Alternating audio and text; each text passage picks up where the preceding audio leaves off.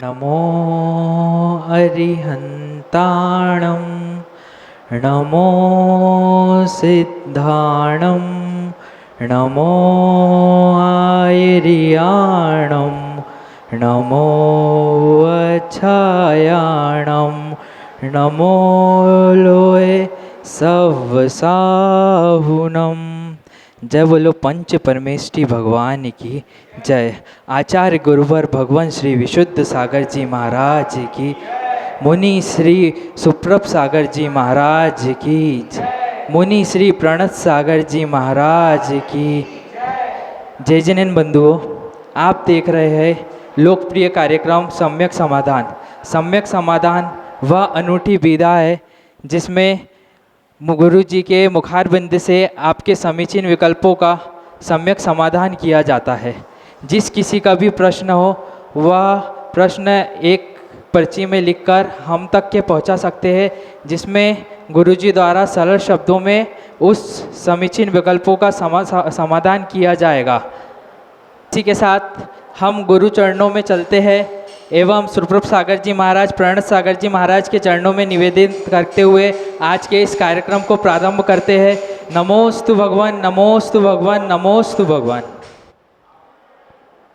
ओम नमः सिद्धेभ्य। नमो नमः सत्तहितंकराय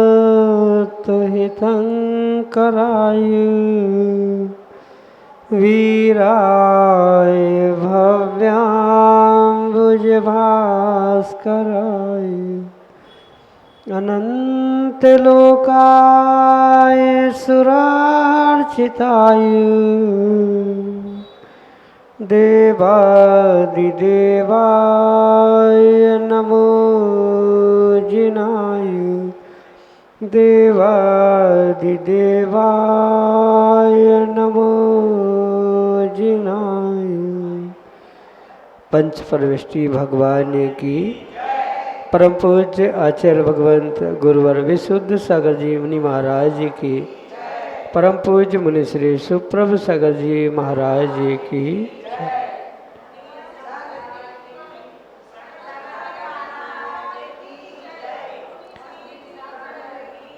समीचीन विकल्पों का सम्यक समाधान, सम्यक ज्ञान की वह अनूठी विधा जिसके माध्यम से हम सभी प्रतिदिन अपने ही मन के विकल्प का आगम के परिप्रेक्ष्य में सम्यक समाधान परम पूज्य आचार्य भगवंत गुरुवर विशुद्ध सागर जी महाराज के मंगल सुभाषित से परम पूज्य मुनि श्री सुप्रभ सागर जी महाराज से प्राप्त करते हैं। और वही सम्यक समाधान हमारे कल्याण का पद प्रशस्त कराने वाला है। ऐसे आत्म कल्याण की वह अनूठी विधा समीचीन विकल्पों का सम्यक समाधान प्रारंभ करते हैं।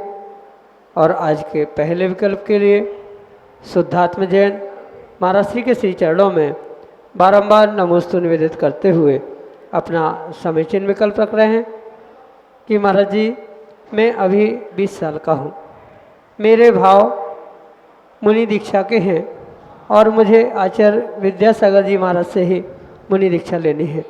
अभी मैं पढ़ाई कर रहा हूँ और पढ़ाई पूरी करने पर ही मुनि दीक्षा लूँगा। तब तक मुझे कैसे भाव रखना चाहिए और क्या करना चाहिए ताकि मुनि दीक्षा हो जाए। मैं हर रोज़ मंदिर जाता हूँ, सूर्यास्त के बाद पानी नहीं पीता हूँ और सप्त व्यसन फास्ट फूड आदि का आजीवन त्याग है। आगे मुझे क्या करना है, आप हमारा मार्गदर्शन करने की अनुकंपा करें। नमोस्तु महाराज जी, नमोस्तु। ओम नमः सिद्धम। परम पूज्य आचार्य भगवान गुरुवर विशुद्ध सागर जी महाराज के, परम पूज्य मुनि श्री सुप्रभ सागर जी महाराज की जय। इस खोटे पंचम काल में मुनि दीक्षा लेने के भाव होना, यही बहुत सातिशय पुण्य का उदय। हर व्यक्ति के मुनि दीक्षा लेने के भाव नहीं होते। विरले ही पुण्यात्मा अपने ऐसे उन उत्कृष्ट भावों को संजोते हैं, भावना भाते हैं कि हम भी दिगंबर मुनि अवस्था को प्राप्त हो। मुनि बनना ये तो महान पुण्य का उदय है ही, पर मुनि बनने के भाव करना ये भी तीव्र पुण्य के उदय से ही होना संभव। और ऐसे फोटे पंचम काल में जो ये आप भाव संजो रहे हैं, भावना भा रहे हैं, वह वास्तव में प्रशंसनीय ही आपके परिणाम और परिणति है। इस 20 वर्ष की उम्र में जो आपने फास्ट फूड का त्याग, रात्रि भोजन त्याग आदि जो नियम लिए हैं, वे तो बहिरंग संयम क्रिया रूप आपको आगे बढ़ाने के लिए निमित्त बनेंगे ही बनेंगे, पर अंतरंग में भी भावों की विशुद्धि को और अपने इस भावना को हमेशा आपको प्रज्वलित रखने की आवश्यकता है। कहने का मतलब ये है कि मात्र एक आध दिन ये सोचने से मुझे दीक्षा नहीं होगी कि मुझे दीक्षा लेनी है, या सालों में महीनों में एक आध बार सोचने से ये कार्य सिद्ध नहीं होगा। कार्य की सिद्धि के लिए बुद्धिपूर्वक आपको प्रतिदिन ये भावना भानी होगी, सुबह दोपहर शाम, कि मैं भी निर्ग्रंथ मुनि अवस्था को प्राप्त करूं। जैसे मुनिराजों के परिणाम होते हैं, उनकी सरलता सहजता होती है, ऐसे ही अपने जीवन में सरलता सहजता प्राप्त करने का पुरुषार्थ करने की आवश्यकता है। क्योंकि मात्र दिगंबर मुद्रा धारण करके पिछी कमंडल धारण करते हुए कोई मुनिराज नहीं बन सकता। भावों की विशुद्धि के साथ उन बहिरंग क्रियाओं को भी प्राप्त करने से ही आप अपनी भावनाओं को साकार रूप दे सकते। किसी भी प्रकार से किसी आगम की विपरीत बातों पर श्रद्धा नहीं करना, साथ में जो आगम के अनेक प्रकार से अनेकांत से सभी बातों को समझाने का जो प्रयास किया है, ऐसे चारों अनुयोगों का क्रम से धीरे धीरे से स्वाध्याय करने का भी पुरुषार्थ करना। भले ही घंटों आप स्वाध्याय नहीं कर पा रहे, पर 2 मिनट 5 मिनट के स्वाध्याय के माध्यम से आप अपने जीवन में कुछ ज्ञान अर्जन करने का प्रयास करना, पुरुषार्थ करना। साथ में कम से कम दिन में कुछ घंटे भले ही आप समय नहीं दे पाए, पर कुछ एक मिनट आप सामायिक करने का पुरुषार्थ करना। सामायिक का मतलब मात्र जाप या स्तोत्र पाठ आदि नहीं, अपितु जो आपकी भावना है उस भावना को लेकर आप ये चिंतन मनन करना कि मैं कब मुनिराज बनूं, कैसे उस अवस्था को प्राप्त करूं, अवस्था को प्राप्त करने पर मैं कैसे उसका आनंद लेने वाला हूँगा, आदि आदि। इस भावनाओं को लेकर ही आप 10-5 मिनट प्रतिदिन चिंतन करें, क्योंकि भावना तो आती है और चली जाती है। उसका जितना अधिक आप चिंतन करेंगे और उसे प्राप्त करने का जितना पुरुषार्थ करोगे, उतना ही विशेष फल आपको उसके निमित्त से प्राप्त होगा। इसलिए दिगंबर मुनि बनने की जो भावना है, उसे मात्र अंतरंग में नहीं, अपितु जिस प्रकार का संयम आपने अभी धारण किया है उसे क्रम से बढ़ाने का प्रयास करें। भले आजीवन बहुत बड़ा नियम अभी एक साथ नहीं ले पा रहे हैं, तो क्रम से कुछ दिनों का नियम संकल्प भी हम लेते हुए अपने आप को संयम मार्ग पर आगे बढ़ा सकते हैं। प्रतिदिन 12 भावनाओं का चिंतन भी करना कुछ अपेक्षा से आवश्यक है, क्योंकि बिना 12 भावना के वैराग्य की उत्पत्ति या वैराग्य को प्रबल नहीं किया जा सकता। ये तो स्वाभाविक बात है कि वैराग्य कुछ अंशों में आपके पास है, पर उस वैराग्य को और वृद्धिंगत करने के लिए आपको 12 भावनाओं का मात्र पाठ नहीं, अपितु चिंतन भी करने की आवश्यकता है कि किस प्रकार से यह संसार अनित्य है, अशरण है, एकत्व आदि आदि सभी भावनाओं का चिंतन करते हुए क्रम से अपने आप को उस मोक्ष मार्ग संयम मार्ग पर आगे बढ़ाने का प्रयास करें। तभी आप अपनी इस भावना को साकार रूप देने के लिए पुरुषार्थरत हो सकते हैं। जितनी आवश्यकता बहिरंग में संयम आदि धारण करने की है, उतनी ही अंतरंग में उन भावों की विशुद्धि के साथ परिणामों की शुद्धि के साथ उसे प्राप्त करने के पुरुषार्थ करने की भी आवश्यकता है। इसलिए अंतरंग बहिरंग दोनों उपायों से आप अपने आप को स्थिर करें, निर्णय करें और ये भी ध्यान रखें कि चारित्रधारी सभी निर्ग्रंथ गुरुओं की सेवा वैयावृत्ति जब जहाँ जैसा मौका मिले वैसा करने का पुरुषार्थ करें, क्योंकि चारित्र मोहनी की उपशमना के अभाव में जीव सम्यक चारित्र को प्राप्त नहीं कर सकता और उस सम्यक चारित्र को प्राप्त करने के लिए, चारित्र मोहनी की उपशमना करने के लिए निर्ग्रंथ प्रत्येक निर्ग्रंथ साधुओं की सेवा वैयावृत्ति, आहारदान, आचर्या कराना आदि आदि कार्यों में आप संलग्न होंगे। जितनी विशेष श्रद्धा और समर्पण के साथ आप सभी साधुओं की सेवा करने का पुरुषार्थ करोगे, उतना ही आपके लिए वह सम्यक चारित्र को, मुनि दीक्षा को धारण करना सरल और सहज होगा। यही आपके लिए सम्यक समाधि। रश्मि सिंघई, लक्ष्मीनगर, उज्जैन, मध्य प्रदेश से महाराज जी के चरणों में बारंबार नमोस्तु निवेदित करते हुए अपना प्रश्न रख रहे हैं कि महाराज जी कोरोना महामारी के चलते हम श्रावकों ने आपातकाल में धर्म के नियमों का पालन किया। उस ऑनलाइन धर्म के चलते वर्तमान में हम श्रावक विशेषकर बच्चे धर्म से विमुख हो रहे हैं। इस ओर हम श्रावक उन बच्चों को धर्म से कैसे जोड़ें? हमारे समीचीन विकल्प का सम्यक समाधान करने की अनुकंपा करें। नमोस्तु महाराज जी, नमोस्तु। आपत्ति काले मर्यादा नास्ति। आपत्ति काल में मर्यादाओं का उल्लंघन करते हुए भी कोई जीव धर्म आदि का परिपालन करता है तो उस आपत्ति काल में उसके लिए छूट हुआ करती है। और जो कुछ समय पहले कोरोना के निमित्त से बहुत बड़ी आपत्ति और विषमताएं सभी समाज के सामने आई थी, उस समय के लिए तो जो ऑनलाइन धर्म जैसे मोबाइल में ही भगवान के दर्शन कर लेना, वही अभिषेक शांतिधारा देख लेना, उसी के माध्यम से उपदेश आदि सुन लेना, ये तो फिर भी उस आपत्ति काल के लिए छूट प्राय था या करने योग्य था। पर मात्र उसी बातों को लेकर जो वर्तमान में समाज में नव युवकों में और आने वाली पीढ़ी में जो एक उदासीनता छाई है, भगवान का दर्शन हम मोबाइल में ही कर लेते हैं, फ़ोटो देख लेते हैं, जब 2 महीने या 4 महीने तब कोरोना में चला तो आप क्या समस्या है, ऐसे नाना प्रकार के तर्क भी युवा पीढ़ी के और बच्चों के हो सकते हैं।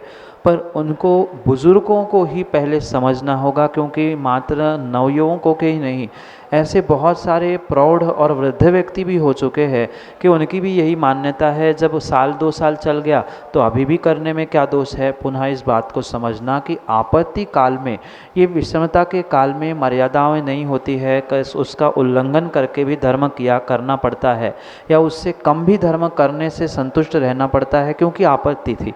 पर अब जब आपत्ति नहीं है तो सबसे पहले उनको ये दिखाने की और समझाने की आवश्यकता है कि ये आपत्ति काल में किया गया कार्य हमेशा के लिए नहीं हुआ करता है।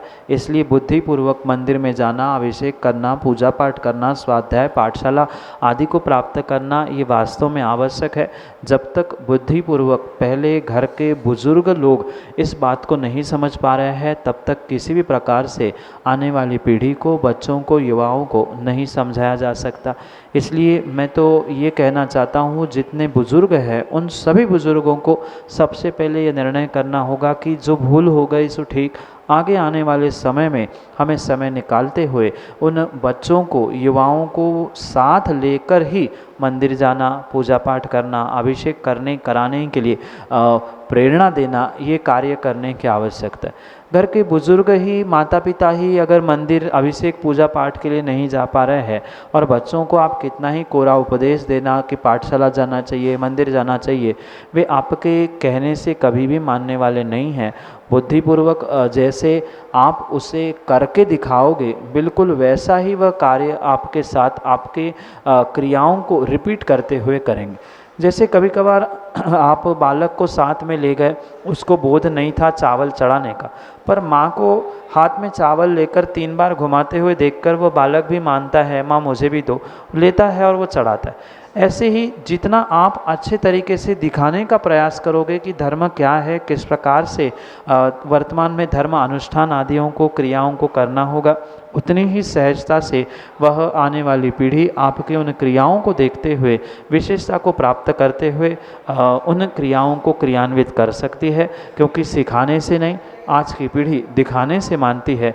जितना अच्छे से उन क्रियाओं को आप करके दिखाओगे, उतनी ही विशेषता से वह उस क्रियाओं को प्राप्त करते हुए पूरे घर परिवार ही नहीं अपितु समाज देश राष्ट्र सभी की उन्नति के लिए निमित्त बन सकते हैं। उन्हें संस्कारित करने की स्वयं के साथ आवश्यकता है, स्वयं भी संस्कारित हो और उन्हें भी इस मार्ग पर लगाने के लिए संस्कारित करें। यही आपके लिए सम्यक समाधान। श्रीमती शोभा पाटोदी, ऋषिनगर उज्जैन मध्य प्रदेश से अगले समीचीन विकल्प की। नमोस्तु नमोस्तु नमोस्तु। मेरा प्रश्न है, द्रव्य भेद तो समझ में आता है, लेकिन भाव भेद को कैसे जानें? अगर किसी पुरुष का स्त्री भेद हो या नपुंसक भेद हो तो उसकी बाहरी पहचान हम कैसे करें?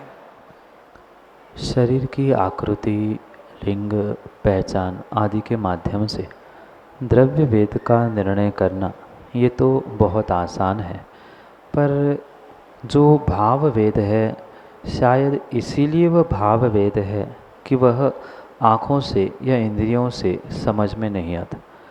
अंतरंग जो जीव की परिणति परिणाम है, उस मैथुन संज्ञा को लेकर उसके जो भाव है उसे ही आगम में भाव भेद कहा। जो शरीर की आकृति रूप उस मैथुन संज्ञा के लिए निमित्त बनने वाले हैं उसे द्रव्य भेद कहा। पर क्योंकि वह भाव भेद मात्र और मात्र भावों की परिणति है, इस कारण से उसे किसी भी बहिरंग चिन्हों से, बहिरंग पहचान से पहचान लेना संभव ही नहीं हो सकता।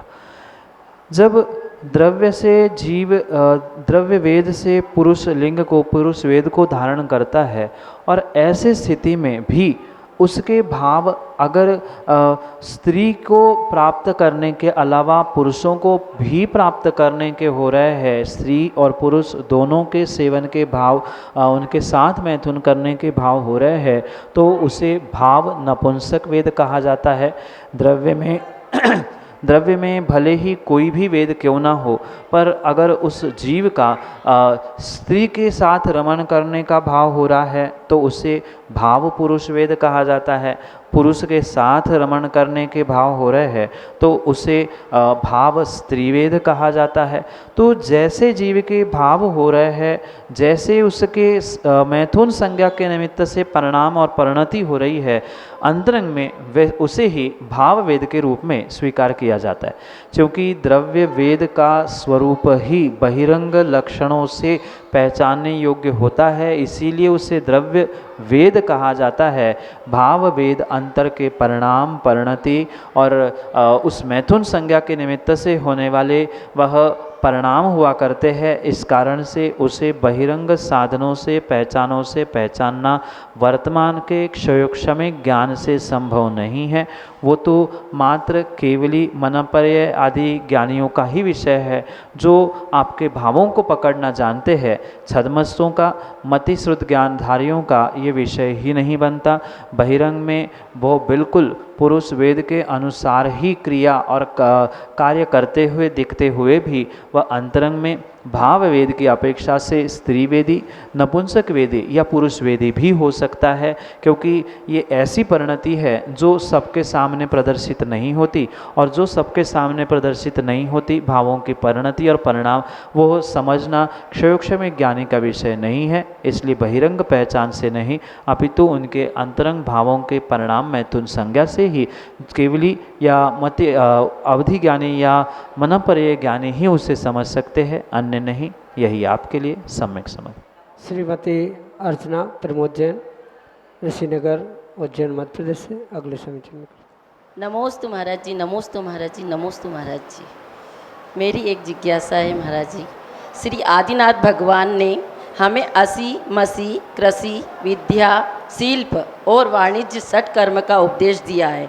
इसके अतिरिक्त यह उपदेश भी दिया कि ऋषि बनो या कृषि करो। तो क्या षट कर्मों में कृषि सर्वोपरि है अथवा किस अपेक्षा से यह उपदेश दिया गया है? कृपया सम्यक समाधान देने की कृपा करें। नमोस्तु महाराज जी, नमोस्तु नमोस्तु। माँ, जहाँ तक हमने पुराण ग्रंथों का आगम का अध्ययन किया है, उस आगम ग्रंथ पुराण ग्रंथों के माध्यम से हमने मात्र षटकर्मों का उपदेश देते हुए ही आदिनाथ भगवान के पूर्व पर्याय को समझा। असी मसी कृषि विद्या शिल्प और वाणिज्य, ये ही 6 प्रकार के षटकर्मों की व्यवस्था उन्होंने बताई है। ऐसा पूर्वाचार्यों का पुराण ग्रंथों में प्रमाण प्राप्त होता है। हाँ, वर्तमान में उपदेश, तत्व चर्चा आदि के माध्यम से शायद आपने ये दूसरी बात अवश्य सुनी होगी कि ऋषि बनो या कृषि करो।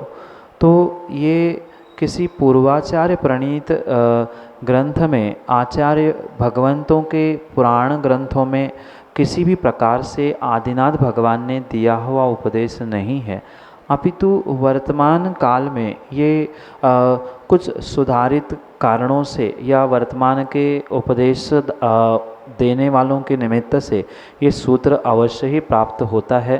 पर इसे पूर्वाचार्य प्रणीत मानते हुए हम मात्र इतना नहीं कह सकते कि उन्होंने 2 का ही उपदेश दिया। अगर 2 का ही उपदेश देना होता तो वे षटकर्मों की व्यवस्था क्यों बनाते, और षटकर्मों की व्यवस्था बनाई थी तो फिर उन्होंने 2 का ही उपदेश क्यों दिया? क्योंकि षटकर्मों में से मात्र कृषि को ग्रहण किया है और दूसरा ऋषि बनने का उपदेश दिया। जब ऋषि बनने का उपदेश देना ही था तो फिर षटकर्मों की व्यवस्था बनाने की क्या आवश्यकता थी?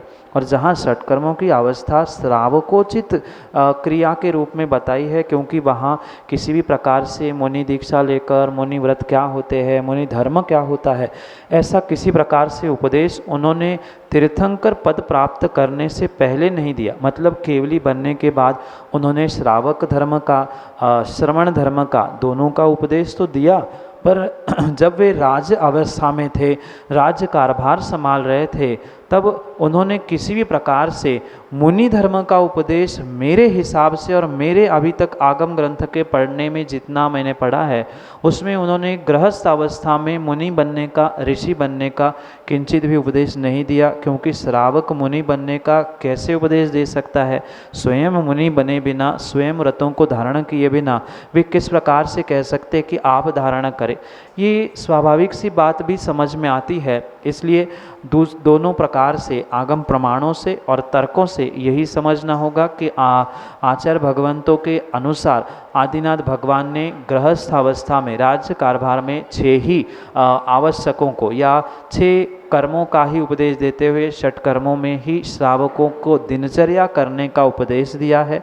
हाँ, संक्षेप करते हुए कुछ विशेष उपदेष्टाओं के माध्यम से ये वाक्य भी सुनने में अवश्य आता है, ऋषि बनो या कृषि करो, पर सर्वथा उसे हम आगम पुराण ग्रंथों से आदिनाथ भगवान के मुखारविंद से ना मानते हुए एक तात्कालिक व्यवस्था रूप स्वीकार करें तो उसमें किसी भी प्रकार से दोष नहीं है।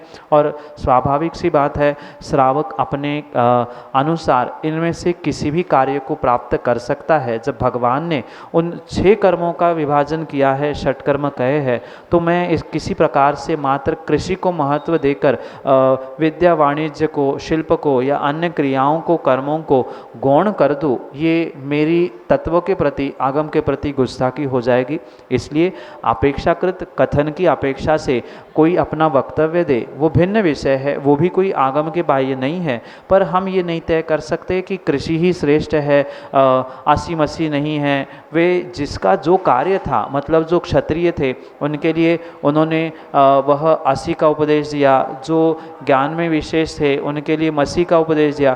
तो जो जैसा था उसके लिए वैसा उपदेश देते हुए वैसी विशेषताएं वहाँ प्राप्त हुई है। ये इसलिए अवश्य समझे कि किसी भी प्रकार से ये मात्र इतना ही संक्षेप से उपदेश आचार्य भगवंतों ने नहीं दिया। जो जैसा लिखा है षटकर्मों का ही उपदेश गृहस्थावस्था में आचार्य भगवंत के पुराण ग्रंथों के माध्यम से आदिनाथ भगवान ने आदि पुराण आदि में दिया है, और शेष वह वर्तमान के परिप्रेक्ष्य में किसी ज्ञानी जीव ने या किसी उपदेष्टा ने ये उपदेश दिया है तो वह भी उनकी अपेक्षा से हमें स्वीकार है। पर किसी अपेक्षा से हम एक ही कार्य को विशेष या बहुत अच्छा कह के अन्य को नकार नहीं सकते, धुतकार नहीं सकते, क्योंकि वह पूर्वाचार्य प्रणीत आगम ग्रंथों का अवहेलना करने का उपक्रम होगा। इसलिए जो आगम में जैसा लिखा है वह दोनों भी वाक्य स्वीकार है, सबकी अपेक्षा भिन्न भिन्न है। पर आदिनाथ भगवान ने 6 ही कर्मों का उपदेश दिया था, 2 का नहीं। यही आपके लिए सम्यक। आगम जैन रानीपुर उत्तर प्रदेश से अगले समीचीन विकल्प करें। नमोस्तु गुरुदेव, नमोस्तु गुरुदेव, नमोस्तु गुरुदेव। गुरुदेव, जब परगाहन के बाद नवदा भक्ति की बात आती है तो हम युवा पीढ़ियों को क्या क्या चीज़ें ध्यान रखने की आवश्यकता है, अथवा जब हम पाद प्रक्षालन करते हैं तो क्या हम वय गंधोदक तंत्र लगा सकते हैं कि हम मुनिश्री की आहारचर्या के बाद ही वय गंधोदक लगाएं? कृपया मेरे समीचीन विकल्प का सम्यक समाधान कीजिए। नमोस्तु गुरुदेव। पड़गाहन के बाद नवदा भक्ति नहीं होती, अपितु नवदा भक्ति में पहली भक्ति ही पड़गाहन है। पड़गाहन के साथ ही नवदा भक्ति प्रारंभ होती है, और उन सभी पड़गाहन आदि नवदा भक्ति में मात्र युवाओं को नहीं अपितु बुजुर्गों को भी बहुत विवेक और बहुत एक सामान्य रूप से बहुत कुछ समझने की आवश्यकता है, क्योंकि अधिकांश रूप में यही देखा जाता है कि भक्ति और श्रद्धा के अतिरेक में श्रावक विवेक भूल जाता है, जिस कारण से बहुत सारे विपरीत कार्य होते हुए भी देखे जाते। जैसे पड़गान करते समय भी अगर आप अविवेक से पड़गान कर रहे हैं, क्योंकि पड़गान के समय नीचे ज़मीन पर जीवों की विराधना हो रही है, कोई अशुद्ध द्रव्य तो नहीं पड़ा है, ये भी देखने की आवश्यकता है। भावातिरेक में व्यक्ति चिल्लाते हुए नमोस्तु नमोस्तु अत्रो अत्रो तो कहता है, पर नीचे मरने वाले जीवों की होने वाली जीवों की विराधना उसे नहीं दिखती है, या कोई गंदगी कोई ऐसा द्रव्य पड़ा है जिससे स्पर्श होने से आपका 16 हो, इसका भी ध्यान नहीं रखा जाता। तो इन बातों का पड़गान करते समय, परिक्रमा लगाते समय भी विवेक पूर्वक ध्यान रखने की आवश्यकता है। ऐसा भी नहीं कि पड़गान एक मुनिराज का करते समय 50 लोग परिक्रमा लगा रहे हैं, जिसके चक्कर में अब मुनिराज भी खड़े हैं और नीचे क्या हो रहा है ये भी पता नहीं चल रहा। तो ये विवेक श्रावकों को और सभी को रखने की आवश्यकता है। प्रत्येक नवदा भक्ति में श्रावकों का विवेक बहुत आवश्यक है। मात्र नवदा भक्ति ही नहीं, अपितु श्रावकों को जो आहार दान के समय 7 विशेष गुण धारण करने की जो आगम में आज्ञा दी है, उसको भी समझने की आवश्यकता है। उसमें सबसे पहला श्रद्धा, दूसरा विवेक, तुष्टि आदि रूप है। तो आहार देने की या पड़गान के बाद भी संतुष्टि होनी चाहिए। अब एक मुनिराज पड़क गए, उनको तो तुम स्थान तक ले नहीं जा पाए, दूसरों को पड़गाने के चक्कर में पहले मुनिराज लौट गए, तो ये भी आपका अविवेक है। तो कब क्या करना, क्योंकि अक्सर ऐसा होता है बड़े महाराज नहीं पड़ गए, छोटे महाराज पड़क गए, तो 2 लोग ले जाते हैं और बड़ों के पीछे पड़ गए, और पता चला छोटे महाराज भी चौके से लौटे। तो ये अविवेक से नहीं, तुम्हें जो पात्र मिल गया है वही सर्वश्रेष्ठ पात्र मानते हुए आपको उनकी पूर्ण नवदा भक्ति, श्रद्धा, विवेक आदि के साथ आहार दान आदि करने की आवश्यकता है। साथ में जो पाद प्रक्षालन, पूजा आदि आदि के क्रम को भी प्राप्त करते हुए आवश्यक तो कायदे से यही है कि पाद प्रक्षालन करना, और पाद प्रक्षालन का मतलब मात्र पैरों पे पानी डालना नहीं है। जब तक वह गंधोदक के रूप में आप माथे पर या उच्च स्थानों पर नहीं लगा रहे हैं, तब तक वह पाद प्रक्षालन संज्ञा को प्राप्त ही नहीं होता। सम्मान पूर्वक उस गंधोदक को माथे पर लगाना या उच्च स्थान पर लगाना, ये आद्य कर्तव्य श्रावक का उस नवदा भक्ति के पाद प्रक्षालन के अंतर्गत होता है। इतना ही नहीं अपितु उसको लगाने के बाद अधिकांश जीव उसी में हाथ धो लेते हैं। जिसको आप गंधोदक मान रहे हो बनाया है, उसको तो सम्मानपूर्वक माथे पे लगाया और हाथ धोते समय पुनः उसी में धो लिया। अक्सर कई लोग जीव भूल करते, पूजा के बाद उसी में हाथ धो लिए, आगे पीछे भी उसी में हाथ धो लिए। वो तो गंधोदक था, आपके लिए एक सम्मान्य था। मात्र इतना ही नहीं, वहाँ पर आपको नमोस्तु का उच्चारण करना, मन शुद्धि, वचन शुद्धि, काय शुद्धि, आहार जल शुद्धि, इन सभी का बहुत विवेकपूर्वक ध्यान रखने की आवश्यकता है। जब तक वस्त्रों की शुद्धि नहीं है तब तक किसी भी प्रकार से आपके भावों की शुद्धि विशुद्धि बनने वाली नहीं है। इसलिए इन सभी बातों का विशेष ध्यान रखते हुए नवदा भक्ति को प्राप्त करते हुए आप मुनिराजों के आहार देने का सौभाग्य प्राप्त करें, स्वयं भी पुण्य को प्राप्त करें और उनको भी त्याग, तपस्या और शुद्धि का ध्यान विवेक से रखते हुए सभी कार्य की सिद्धि को प्राप्त करें। यही आपके लिए सम्यक समाधि। जिनेन्द्र बधुओ, आप लाभ ले रहे थे लोकप्रिय कार्यक्रम सम्यक समाधान। सम्यक समाधान वह कार्यक्रम है जो YouTube चैनल सुप्रभ उवाच पर भी प्रसारित किया जाता है। सुप्रभ उवाच चैनल आप YouTube पर जाकर सर्च कर सकते हैं, बेल आइकन को प्रेस करके कर सकते हैं एवं आने वाले प्रवचन एवं सम्यक समाधान के कार्यक्रम को आप देख सकते हैं। एवं आप हमारे आप हमारे व्हाट्सएप पे भी आपके प्रश्न पहुंचाकर समीचीन विकल्पों का सम्यक समाधान प्राप्त कर सकते हैं। हमारा व्हाट्सएप नंबर है 8707548811। जय जिनेन्द्र।